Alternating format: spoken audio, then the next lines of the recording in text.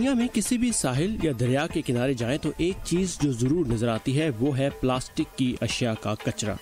پانی کی سطح پر تیرتے پلاسٹک کو اکٹھا کر کے نکالنا اور اسے ری سائیکل کرنا آسان ہے، لیکن زیر آب پلاسٹک کے کچرے کا کیا کیا جائے؟ اس سوال کا جواب تلاش کرنے کی کوشش کی ہے۔ نیدرلینڈز میں تحقیق کاروں نے ایک ایسی ٹیکنالوجی کا استعمال کر کے جو سمندروں میں تیل کے بہہ جانے کی صورت میں صفائی کے لیے استعمال کی جاتی رہی ہے۔ اس ٹیکنالوجی کے ذریعے سمندر یا دریا کی تہہ میں ایک ایسا پائپ رکھا جاتا ہے جس میں چھید ہوتے ہیں۔ پائپ میں ہوا پمپ کرنے سے اس میں بلبلوں کی ایک دیوار پیدا ہوتی ہے جو مستقل پانی کی سطح تک بلند ہوتی رہتی ہے۔ ہوا کے بلبلوں کا پانی کے اوپر کی جانب بہاؤ پانی میں موجود پلاسٹک کے کچرے کو سطح پر لے جاتا ہے، جہاں کچرے کو اکٹھا کرنا آسان ہو جاتا ہے۔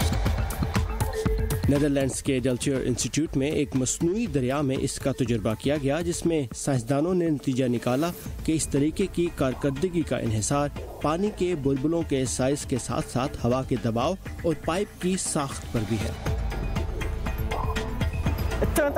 یہ ہوا کے کم دباؤ اور بہت کم دباؤ کے درمیان مقابلہ ہے تاکہ آپ پانی کے بہاؤ پر اثر انداز نہ ہوں اور زیادہ ہوا کی مقدار پر بھی نظر رکھیں۔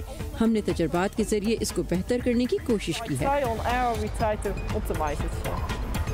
پچھلے سال تحقیق دانوں نے تجربہ گاہ سے نکل کر دریائے ایسل میں 20 میٹر کی ہوائی رکاوٹ کے ساتھ اس کا تجربہ کیا، جہاں انہیں دریا کے تیز بہاؤ کا مقابلہ بھی کرنا پڑا۔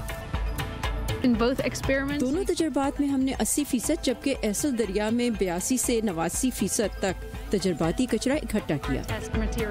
لیکن سائنسدانوں کا کہنا ہے کہ اس ٹیکنالوجی کی خاص بات یہ ہے کہ اس سے بحری جہازوں کی آمد و رفت اور سمندری حیات پر کوئی اثر نہیں پڑے گا، بلکہ یہ پانی میں آکسیجن کی مقدار کو بڑھانے کا باعث بھی بنے گی، جس سے سمندروں میں پائی جانے والی زہریلی نیلی ایلجی کی نشو و نما بھی کم ہوگی۔